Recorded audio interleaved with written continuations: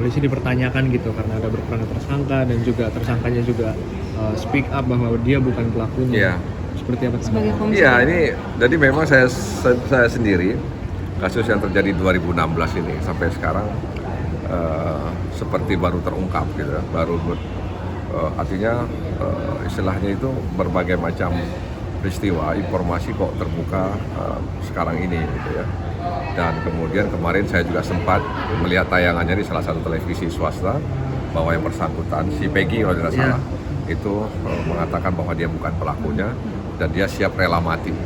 Dan memang saya perhatikan ekspresi wajahnya dan lain sebagainya, ya juga menimbulkan tanda tanya. Bagi saya pribadi itu bertanya tanya, kok dia sebenarnya tidak merasa bersalah atau tidak merasa, dia begitu santai dan tidak menunjukkan bahwa dia itu adalah pelaku sebenarnya begitu. Nah karena itu supaya tidak semrawut, atau tidak berpotensi untuk terjadinya kesemrawutan penegakan hukum khususnya dalam kasus Vina ini, nah kita berharap Kapolri memberikan atensi terkait dengan masalah ini. Karena apa? Karena banyak cerita kan ketika kita membaca peristiwa ini, maka difilmkan segala kasus ini begitu ya.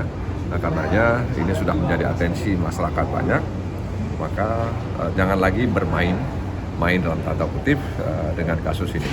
Jadi tunjukkan saja siapa yang pelaku sebenarnya, ya, sehingga kemudian nanti di ujung baru ada pengakuan dan lain sebagainya. Jadi mulai sekarang tunjukkan keberanian. Jadi kita minta kepada aparat penegak hukum untuk berani menunjukkan keberanian siapa pelaku yang sebenarnya. Ya, karena setiap hari kita disuguhi dengan berita-berita ini yang membuat masyarakat menjadi bingung siapa sebenarnya pelakunya, seperti apa sebenarnya ceritanya.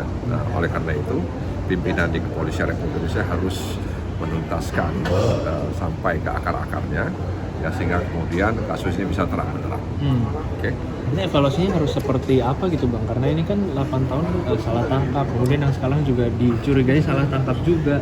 Ya, ada kemungkinan nanti Komisi 3 akan mengundang Kabareskrim. Ya. Bukan hanya soal itu, ada beberapa persoalan lain yang akan ditanyakan kepada Bareskrim. Dan mudah-mudahan saja dalam masa sidang ini Komisi 3 bisa mengundang Kabareskrim untuk mengkonfirmasi berbagai macam peristiwa hukum yang terjadi, termasuk juga mungkin kasus Vina ini. Seperti apa sebenarnya cerita yang terjadi di lapangan.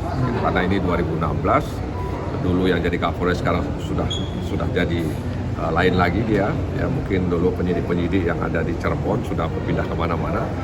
Ya, tapi kan sebenarnya file ini nggak boleh hilang. Ya, file ini nggak boleh hilang meskipun orang sudah berganti-ganti. Bang, ini kan